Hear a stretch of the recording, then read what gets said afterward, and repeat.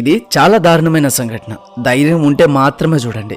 బెంగళూరులో 28 సంవత్సరాల ఒక నేపాల్ అమ్మాయిని 80 పీసెస్ గా కట్ చేసి 2 వారాల పాటు ఫ్రిడ్జ్ లో ఉంచారు. వినడానికే భయంకరంగా అనిపిస్తుంది, కానీ ఇలా చేయడానికి వెనక ఉన్న బిహైండ్ ద స్టోరీ వింటే షాక్ అవుతారు. ఈ వీడియోలో ఎందుకు ఈమెను ఇంత దారుణంగా హత్య చేశారో తెలుసుకుందాం.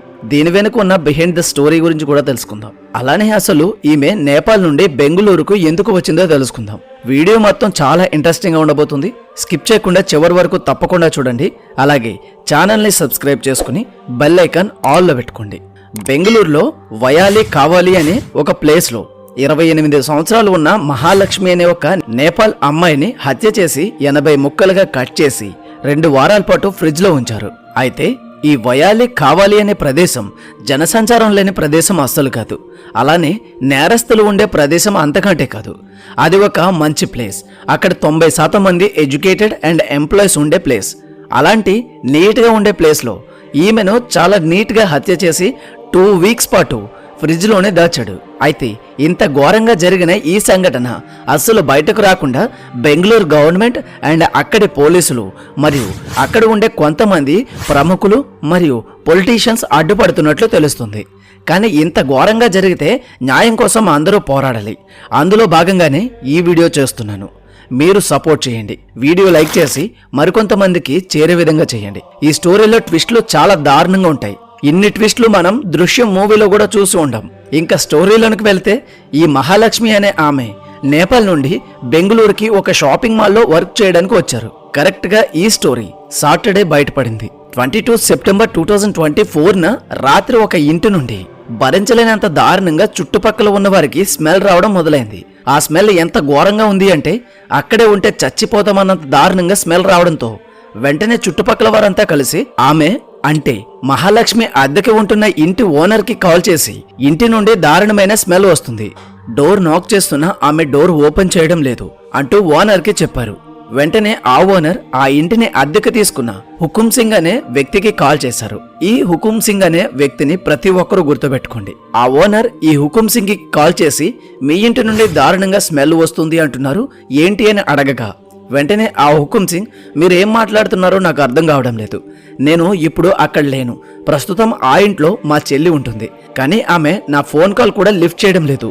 2 డేస్ నుండి నేను ట్రై చేస్తున్నా కానీ లిఫ్ట్ చేయడం లేదు అని చెప్పి ఇప్పుడే మా అమ్మని మా అక్కని అక్కడికి పంపి మా చెల్లితో డోర్ ఓపెన్ చేసే విధంగా చేస్తాను అని చెప్పి వాళ్ళని అక్కడికి పంపించాడు. వెంటనే అందరూ అక్కడికి వెళ్ళి పిలిచినా యూజ్ లేకపోయేసరికి అందరూ కలిసి డోర్ని బద్దలు కొట్టేశారు.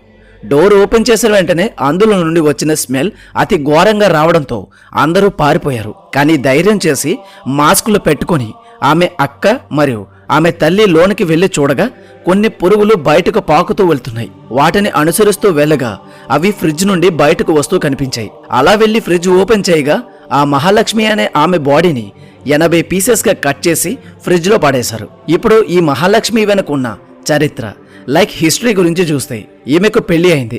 అలాగే ఈమెకు ఒక బిడ్డ కూడా ఉన్నాడు.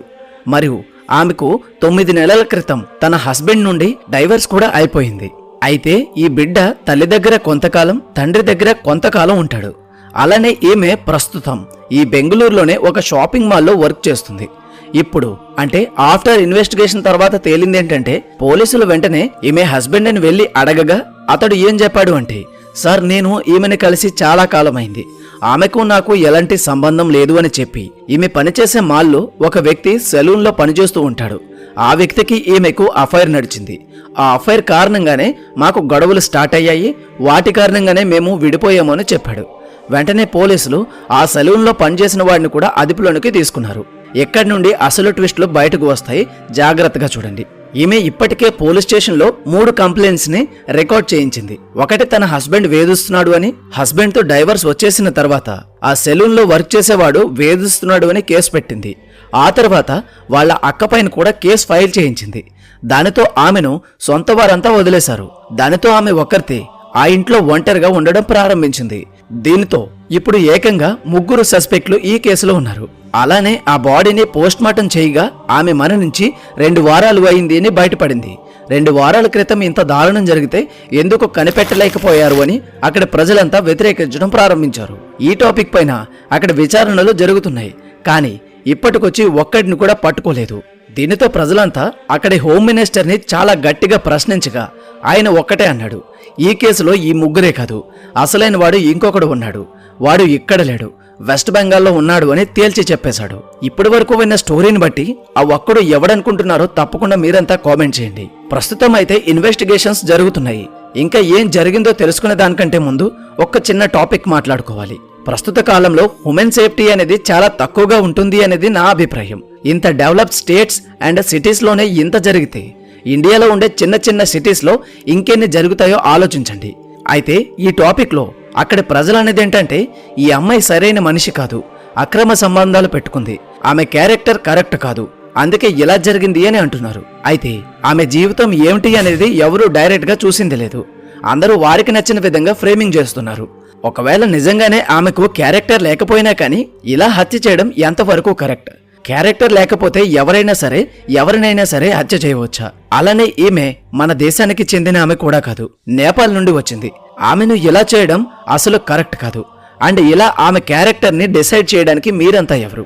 ఆమె ఒకరితే ఒంటరిగా ఉంటుంది అంటే మన దేశం మీద, మన ప్రజలపైన నమ్మకం. కానీ ఇలాంటివి జరిగితే ప్రతి ఒక్కరికి ఇండియా పైన నమ్మకం పోతుంది. ఇటీవల పూణే సంఘటనలో అంత ఘోరంగా యాక్సిడెంట్ చేసిన వాడిని డబ్బు ఉంది అని గవర్నమెంట్ అండ్ లా వాడిని కాపాడేసింది. అండ్ ప్రస్తుతం కోల్కతా కేసులో కూడా అంత దారుణం చేసిన వారు దర్జాగా తిరుగుతున్నారు. ఈ కేసు పైన ఇప్పటికీ న్యాయం జరగలేదు. నాకు తెలిసి ఇంకా న్యాయం కూడా జరగదు. అది మరవక ముందే ఈ దారుణం. ఇది కూడా ఇన్వెస్టిగేషన్స్ జరుగుతుంది. కానీ ఏం జరుగుతుందో చెప్పలేం. కేవలం చూడడం, వాటిపైన పోరాడడం తప్ప. అమ్మాయిలకి మళ్ళీ చెప్పేది ఒక్కటే, ఎవరిని గుడ్డిగా నమ్మకండి. ఎవరూ మనవారు కాదు. మనవారు కాని వారు మనల్ని వాడుకుని వదిలేస్తారు. జాగ్రత్త. మీరు వేసే ప్రతి అడుగులోనూ జాగ్రత్తలు తీసుకోండి. మీ భద్రత మీ చేతుల్లోనే ఉంది. ఈ వీడియోకి ఇంతే. ఈ వీడియో కనుక మీకు నచ్చినట్లయితే తప్పకుండా లైక్ చేయండి. అలాగే మన ఛానల్ని సబ్స్క్రైబ్ చేసుకుని బెల్ ఐకాన్ ఆల్లో పెట్టుకోండి. మళ్ళీ మరొక మంచి వీడియోతో కలుద్దాం. Until then, thank you, bye, జై హింద్.